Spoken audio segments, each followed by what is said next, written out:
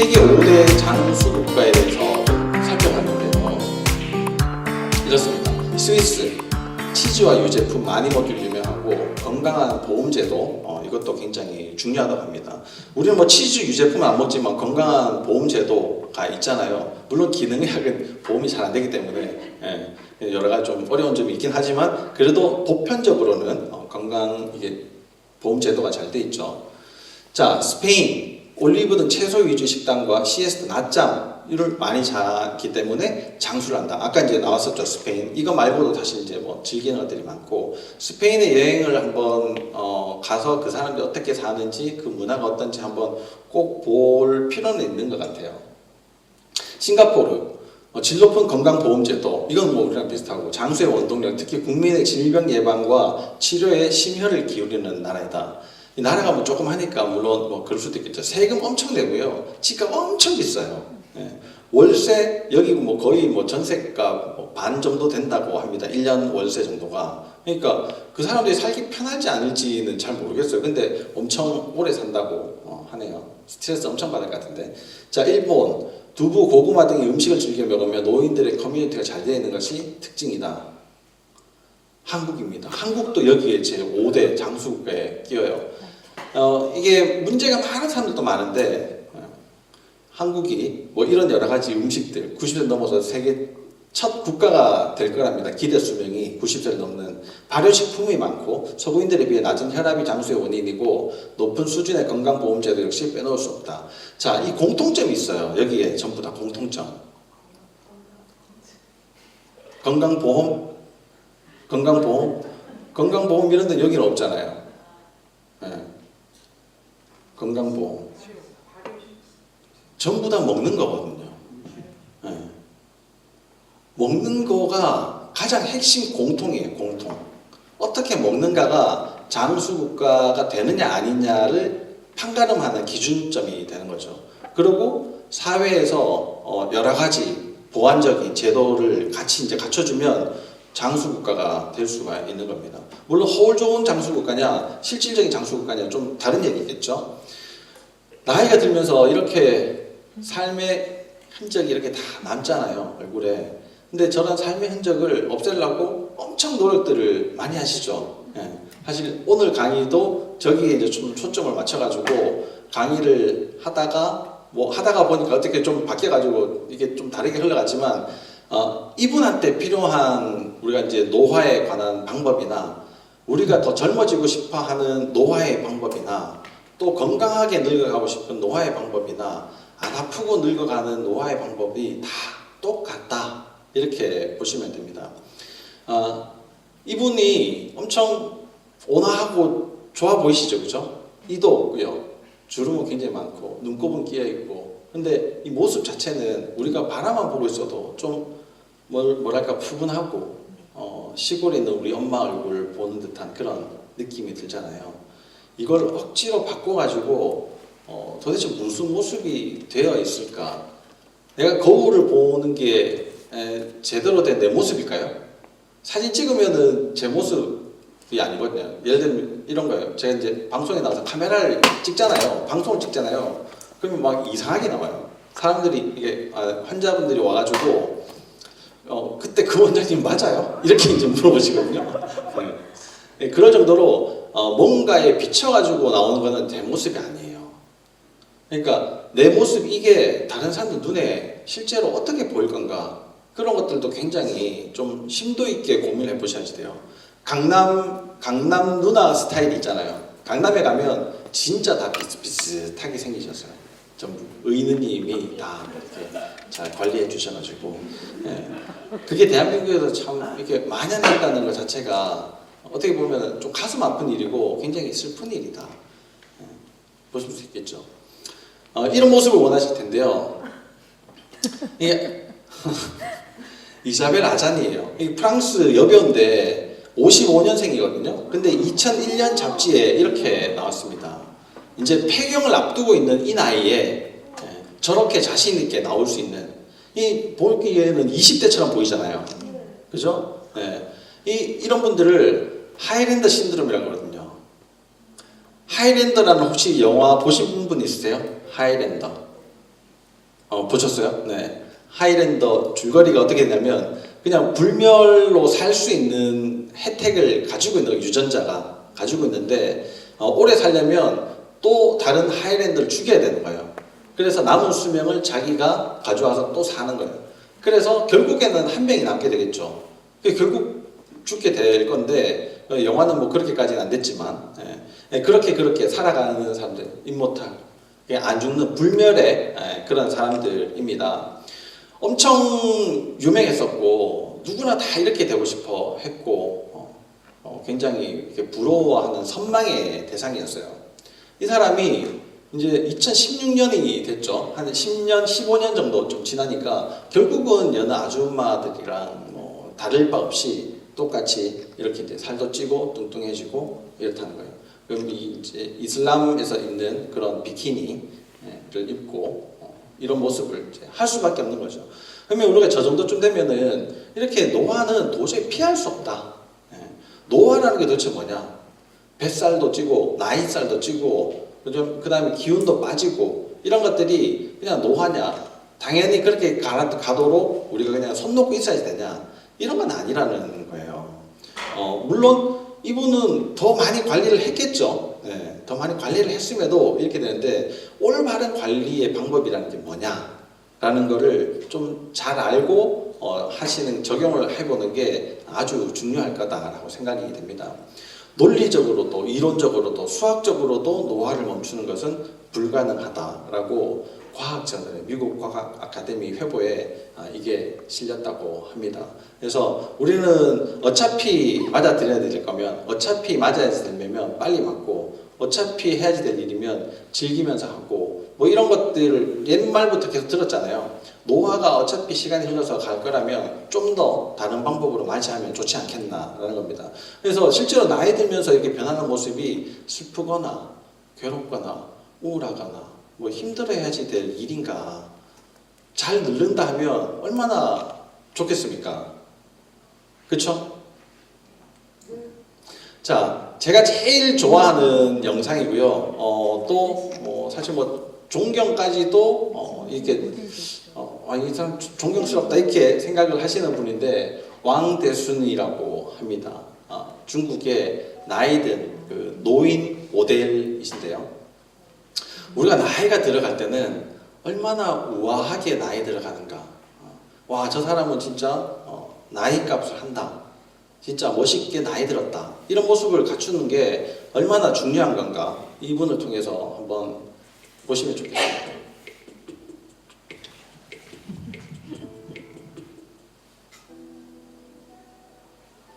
我是王德顺，地地道道的沈阳人。一场 T 台走秀，让很多人认识我。有人叫我最帅大爷，也有人说我一夜爆红。可是你知道吗？为了这一天，我足足准备了60年。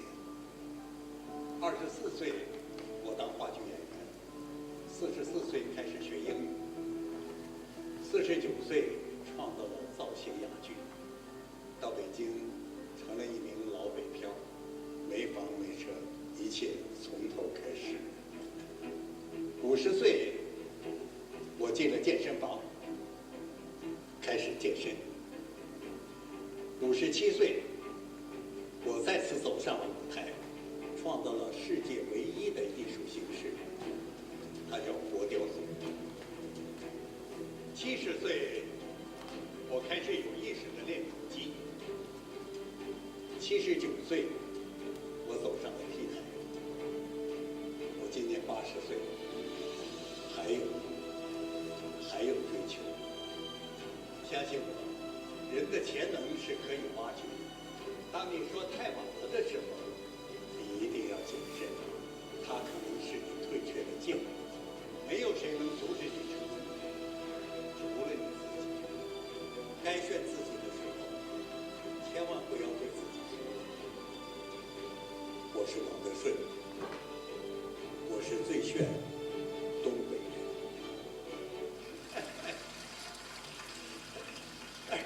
我当时说模特就是他。 우리가 60이 되고 70이 되고 80이 되면 뭘 하겠다라는 걸 막연히 생각을 하지만 그런 생각대로 사실 할 수 있는 사람이 별로 없잖아요. 예. 저도 지금 이 나이 때는 영어를 잘할 거라고 생각했어요. 왜냐면 계속 열심히 했기 때문에. 근데 아직도 영어를 잘 못하거든요. 하다가 포기하고 하다 포기하고. 그래서 지금 제가 이제 하는 여러 가지 것들이 중간에 얼마나 실패를 거듭하면서도 얼마나 낙심하지 않고 계속 꾸준하게 하는가, 이런 것들이 매우 중요하다라는 걸 새삼 느껴요. 이제 힘들 때마다 이런 영상들을 좀 보는데, 이걸 보고 나면 내가 지금 그 다음 해를 위해서 뭔가를 해야지 되겠다. 설마 못 이룰지라도 지금 열심히 좀 준비를 해야 되겠다는 생각들을 굉장히 많이 하게 되는 그런 영상입니다. 노화라는 거에 대해서 어떻게 변해가는가는 많은 사람들이 연구를 하고 있어요. 여기 이제 잘 정리를 좀 했는데요.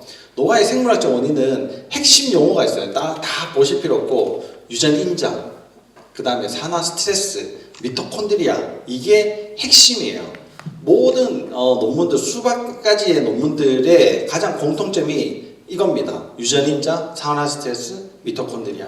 이게 노화를 가장 촉진을 시키고 노화가 다가오면서 우리가 가장 피해를 보는 부분들이에요. 이걸 이제 잠깐 좀 살펴볼게요.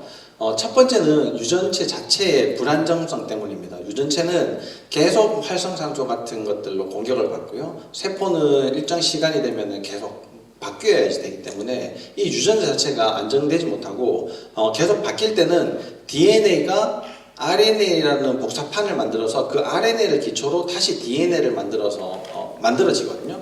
근데 그 주물을 뜨는 과정 중에 조금씩 불순물들이 들어가면 결국은 여러 세대를 거치다 보면 전혀 다른 모양이, 아니면 흠집이 너무 많은 이런 DNA가 나올 수 있다는 거예요. 그래서 유전체 자체가 불안정성하고, 이렇게 계속 이제 분열을 하고 세포가 계속 바뀔 때 텔로미어가 굉장히 핵심적인 역할을 하거든요. 텔로미어가 짧아지면 짧아질수록 세포의 수명은 적어지잖아요. 그래서 텔로미어가 거의 다 따라가면 사람이 이제 더 이상 세포 분열을 하지 못하고 노화된 세포를 갈지 못하기 때문에 드디어 이제 사망을 하는 거거든요.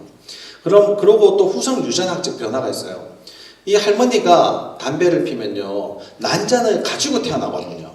이미 태어날 때 30만 개 정도를 가지고 태어나서 이제 그 1차 성징이 되면 이제 배란을 하기 시작을 하죠. 이제 생리를 시작을 하고 초경을 거치면서 이제 난자들이 계속 나와요. 대여섯 개씩 만들어지고 그 중에 한 개가 나오고 그래서 되는데, 할머니가 만약에 담배를 펴요. 그러면 얘가 태아 때 난자가 벌써 만들어지거든요.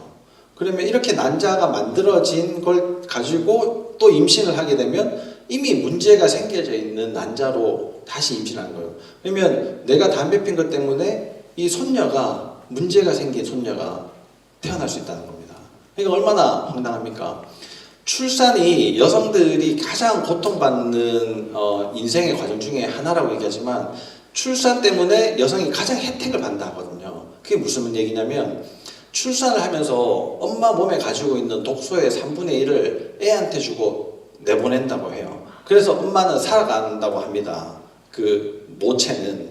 그러니까 내가 아기한테, 그 손녀한테, 또 그 밑에한테 얼마나 많은 것들을 전해주면서 살아갈 수밖에 없는가. 그 중에 좋은 게 아니라 나쁜 걸 전해줄 수밖에 없는 상황이다라고 하면 그 참 마음 아픈 일이잖아요. 그죠? 근데 내가 지금 예를 들면 이런 거죠. 몸이 안 좋은 상황에서 혹시나 이런 것들이 유전이 되면 어떡하나, 이런 것들을 걱정하시는 분들 굉장히 많거든요. 엄마하고 딸이 같이 와서 유방검사를 하다가 유방에 혹이 발견되거나 암이 발견이 되면 항상 물어봐요. 엄마가 혹시 제 잘못인가요?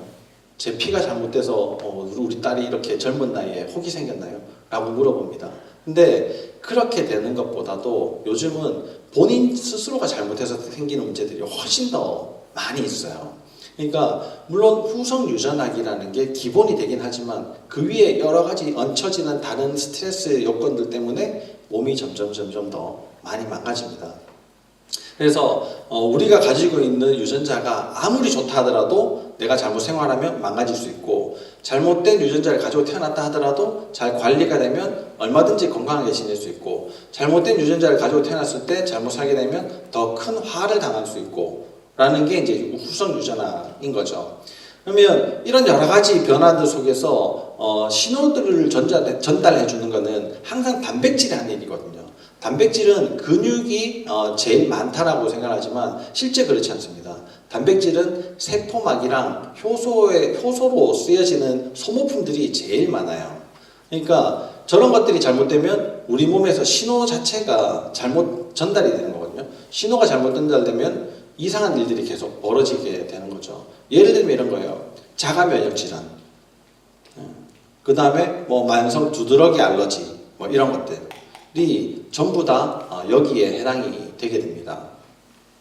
그러면 첫 번째 이제 저런 이유들 이제 기본 전제 조건으로 이제 갖추어지는데, 그런 전제 조건이 갖춰지면 이걸 더 촉발시키는 문제들이 있을 거 아니에요. 그런 촉발적인 문제에 우리가 세포가 어떻게 대응하나, 영양소 감수성이 감소해요. 그러니까 내가 비타민 영양제 아무리 많이 먹어도 설탕, 밀가루, 과일 것을 계속 먹으면 아무 짝에도 쓸모없다는 거예요.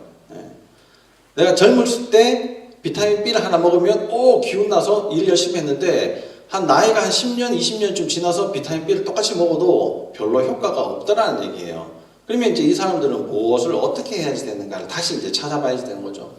미토콘드리아 망가지는 거는 뭐 말을 할 것도 없고요. 제일 많이 망가뜨리는 게 탄수화물이잖아요. 그래서 탄수화물 얘기하면 항상 밥부터 먼저 생각을 하시는데, 이게 아니라 설탕, 밀가루, 과일, 음료수가 제일 문제가 됩니다. 그리고 이제 세포가 시간이 지나면서 점점 이제 노화가 되는 거죠. 이렇게 쌩쌩했던 세포가 안에 이제 계속 비게 되고 기능들을 잘 못하게 되는 겁니다.